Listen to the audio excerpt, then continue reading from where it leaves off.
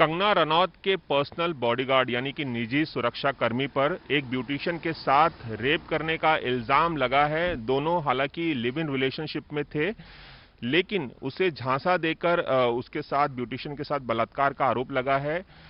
मुंबई में एक FIR file की है पुलिस ने कुमार हेगड़े के खिलाफ और वो फरार चल रहे हैं। इस वक्त मेरे साथ मौजूद हैं वो ब्यूटिशियन जिसके साथ बलात्कार का आरोप है। उनकी जो दोस्त हैं दिव्या कोट्यान, वो इस वक्त मेरे साथ मौजूद है, ब्यूटिशियन की दोस्त। उन्हीं से बात करेंगे कि आखिर ये मसला क्या है और क्या कुछ उन्हें जानकारी है। दिव्या, मैं जानना चाहूंगा, दोनों लिव इन रिलेशनशिप में रह रहे थे पिछले 1 साल से। ये जो बलात्कार का आरोप लगा है, इसके बारे में और क्या आपको जानकारी है? आप बहुत खास दोस्त हैं उनकी, ब्यूटिशियन की, आप क्या बता सकती हैं इस बारे में? जी सर, जैसा लाइक मुझे उसका फ़ोन आया, मुझे कहने लगी कि ऐसे ऐसा मुझे पता चला है कि वो गाँव गया है झूठ बोल के कि मेरी माँ मर गई है, बट वो गया है शादी के लिए, 5 जून को कुछ उसकी शादी है। तो मतलब वो फ़ोन पे रोने वोने लग गई और सुसाइड की बात करने लग गई। तो मैं ऐसी हो गई कि मैं बोला अभी जाके एक बार मिल लेती हूँ, देख लेती क्या है। तो मैं जब गई तो उसकी हालत बहुत ज़्यादा ख़राब थी, बीमार थी, वो डिप्रेशन में थी और है ना लिटरली वो सुसाइड करने वाला सीन, मतलब उसका दिमाग में वही चल रहा था, मैं अभी अपने आप को कुछ कर लूँगी। तो मैंने उसको वही बोला, देख खुद को नुकसान करके कुछ मतलब नहीं है, जिसने तेरे साथ में गलत किया है, झूठे वादे किए, शादी के वादे करके तेरे साथ में ये सब किया है ना, तो उसके साथ में उसके साथ आपने ही ब्यूटिशियन फ्रेंड को कहा था कि पुलिस में मामला दर्ज करना चाहिए, आपने ही गाइड किया और आप ही पुलिस तक गए? जी, मैंने उसको गाइड किया। मैं देख खुद को नुकसान पहुंचा के खुद की जान लेके मतलब नहीं है, जिसने तेरे साथ गलत किया उसकी बात लगा, उसको क्यों छोड़ना है? वो तू मर जाएगी तो वो और 10 के साथ करेगा। उसके पास तो अच्छा खासा टैग तो है ही, वो अच्छी जगह काम करता है, वो अच्छा कमाता है, वो तो और करेगा। तो एक काम कर, मैंने उसको वही बोला कि जाके एफआईआर लिखा उसके नाम का और उसको पूरी तरह एक्सपोज कर, तब जाके उसको अक्कल आएगी और ठिकाने पे आएगा। तो तब जाके उसने सुसाइडल थॉट से वो गुजर रही थी, मतलब इतना ज्यादा परेशान। हालत अभी भी उसकी हालत वैसी है, अभी भी उसकी हालत, वो बाहर नहीं निकली है, अभी भी उसकी हालत वैसी है। कुछ कोशिश की उन्होंने, ऐसा कुछ अटेम्प्ट करने की कोशिश की, ऐसा कुछ बताया उन्होंने? या जब से मुझे उसका फोन आया है, मैंने उसको अकेला नहीं छोड़ा। एज यू नो दैट वो अकेली रहती है, मैं उसके साथ ही रह रही हूँ अभी फिलहाल।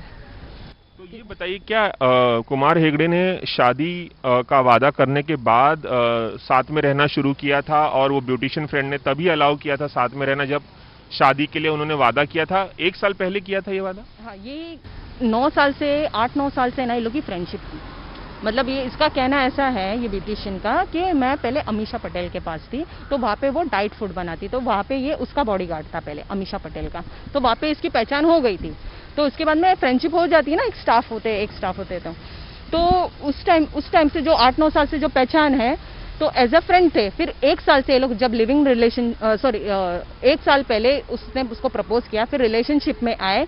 रिलेशनशिप में आने के बाद में उस बंदे ने कहा कि तुम अकेले रहती हो, हम दोनों सेम इंडस्ट्री के हैं, तो एक काम करते हैं, हम वैसे भी शादी करने वाले हैं, तो हम साथ में रहते हैं।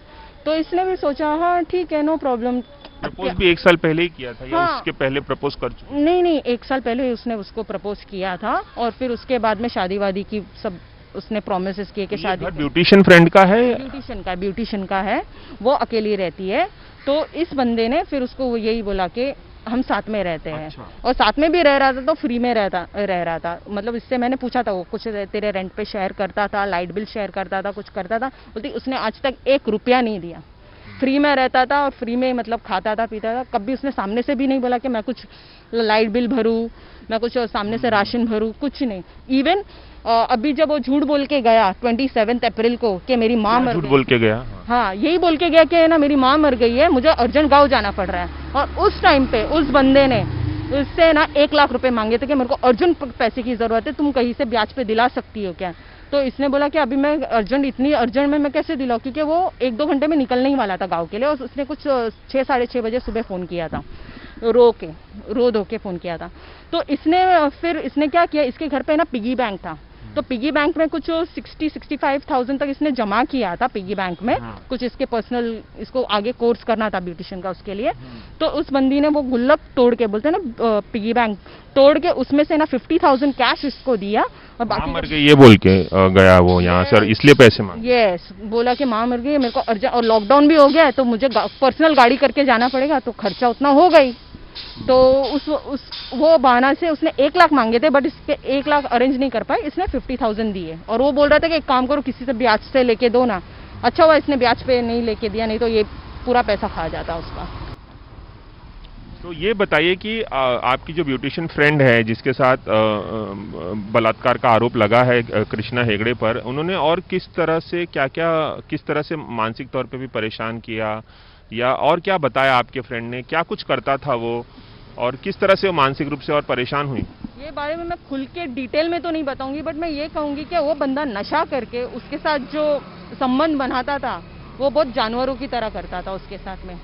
मतलब एक प्यार करने वाला एक रिलेशनशिप बनाता है तो उसका एक अलग तरीका होता है, इसका तरीका ही जानवरों जैसा था, लाइक मार के, और बहुत सारी चीजें हैं जो मेरे को खुल के नहीं बोलना अच्छा लगता। वाइल्ड तरीके से, जानवर की तरीके से, अननेचुरल सेक्स भी बोल सकते हैं। दिस इज अननेचुरल सेक्स, जो एफआईआर में सेक्शंस लगे हैं 377।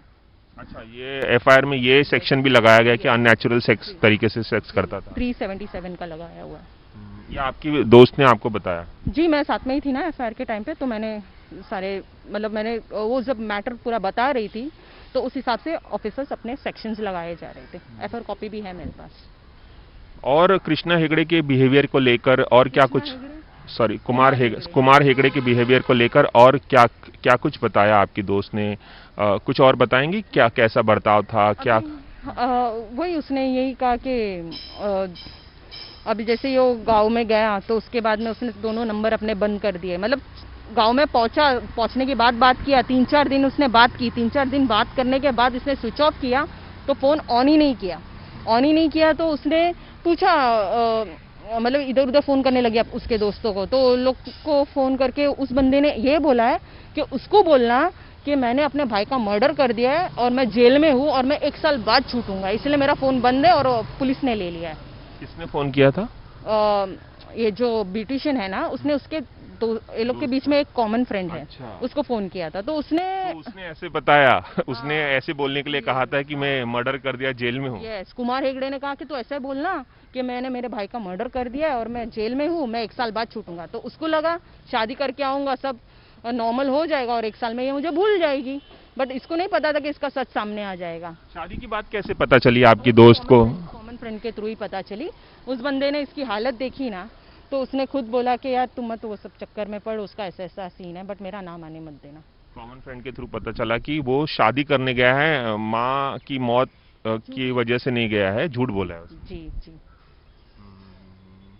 तो ये बताइए, एफआईआर करने से पहले आप लोगों ने कुमार हेगड़े को कॉल करने की कोशिश की, उन्हें बताने की कोशिश की कि हमें पता चल गया है कि शादी करने जा रहा है, क्या बात हुई फिर? काफी बार उसको कॉल किया गया, काफी मैसेज किया, इसने मैसेज भी किया, ये भी बोला कि मुझे जो भी है सच बता दो, मेरे सामने कन्फेस करो, मैं माफ कर दूंगी, ये वो बहुत मैसेज किया इसने। उसके जो नए नंबर उसने लिए है ना वहाँ पे, यहाँ के बॉम्बे के दोनों नंबर ऑफ करके बैठा हुआ है और नया नंबर लिया उसने वहाँ पे, तो इसने मैसेज किया, उसमें सब कुछ बोला इसने कि देख मुझे बता दे, मेरे को सब पता चल गया। और वो फोन आंसर करने के लिए रेडी नहीं, रिप्लाई नहीं कर रहा है, कुछ नहीं कर रहा है।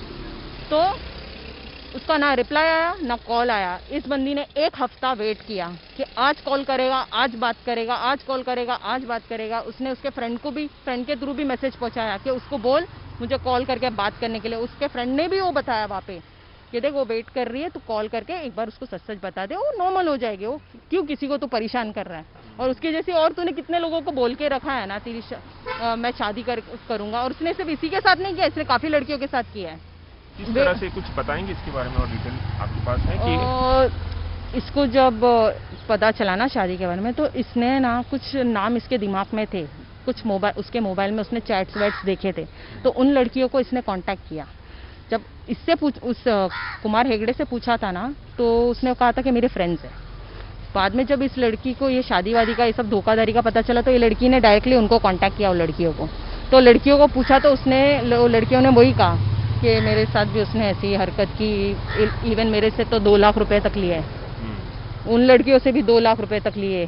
तो वो लोग ने बोला कि हम लोग नहीं आ सकते क्योंकि कुछ मैरिड थे, कुछ की शादी होने वाली है और कुछ का बदनामी होगी, स्टिग्मा लगेगा। हाँ। यस, इस चक्कर में वो लोग आगे नहीं आ रहे हैं और कुछ नहीं, ऐसा है। आप लोग चाह रहे हैं कि वो लड़कियां भी सामने आए और वो भी हम लोग कंप्लेन? तो चाहते हैं जितने हैं सब आओ सामने, जितने हैं सब सामने और एक्सपोज करो इसको।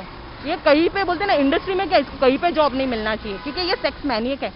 ये बंदा है ना दिमागी तौर पे बीमार है, इसको लड़की भी चलती है, लड़का भी चलता है। जैसे जब मैंने इससे बात की थी इस ब्यूटिशियन बंदी से, तो इसने मुझसे ये डिस्कस किया था। इसने मुझे कहा था कि इसने मुझे एक बार ये चीज़ कहा था कि मेरा एक है ना लड़के के साथ में अफेयर था, 6 महीना अफेयर था, 6 मंथ मेरा एक लड़के के साथ अफेयर था। और हाँ, और अभी जो उसने अपनी जिसके साथ लिव इन पार्टनर है ब्यूटिशियन, उसको बताया था? उसको ऐसे बताया था, बट उसने मजाक में लिया। उसने मतलब उसने सोचा कि मस्ती कर रहा है, उसने ये छोड़ दिया। बट उसके बाद में उसने और एक चीज़ कहा कि अभी बीच में ये लोग जोधपुर गए थे कुछ वो धाकड़ मूवी की शूट के लिए, मेरे ख्याल से जोधपुर या जयपुर की फिल्म धाकड़। हाँ, और जयपुर या जोधपुर गए थे। बोलते वहाँ पे भी मैंने ना एक मेल के साथ में वहाँ पे किस वेस किया, ये सब किया। तो ये उसने खुद अपनी लिव इन पार्टनर को बताया? अपने मुंह से कहा। अच्छा अच्छा अच्छा अच्छा। तो इसने मजाक में लिया और वो चीज़ को लाइक ये किया। तो उसके बाद से आप लोगों की बात नहीं हो पाई है? कुमार हेगड़े से संपर्क नहीं हो पाया, उसका भी कॉल नहीं आया? उसका मोबाइल जब बंद हुआ है ना 27 को वो गाँव गया, उसके बाद में कुछ 1 तारीख को उसने मोबाइल जो बंद किया, उसके बाद वो नहीं कॉल पे आया ही नहीं, ना ही उसका कोई मैसेज का रिप्लाई आया। मैसेज और कॉल बहुत गए हैं इसके साइड से। जबकि उसने वहाँ से उसका कोई एक फ्रेंड था, उससे कॉल करवा के यहाँ पे ना इसको धमकी वमकी दिला रहा है। बोलता है सीबीआई को लेके आओ, तुम लोग गांव में आओ, मैं बताता हूँ, ये करता हूँ। उधर से वो धमकी दे रहा है अपने दोस्त से कॉल करवा के, मतलब वहाँ के लोगों को इसका नंबर बांट रहा है। चलिए, एबीपी न्यूज़ से खास बातचीत करने के लिए दिव्या बहुत बहुत शुक्रिया। Thank you so much. या thank you. Cameraman Ravi Panchal के साथ रवि जैन, एबीपी न्यूज़, मुंबई।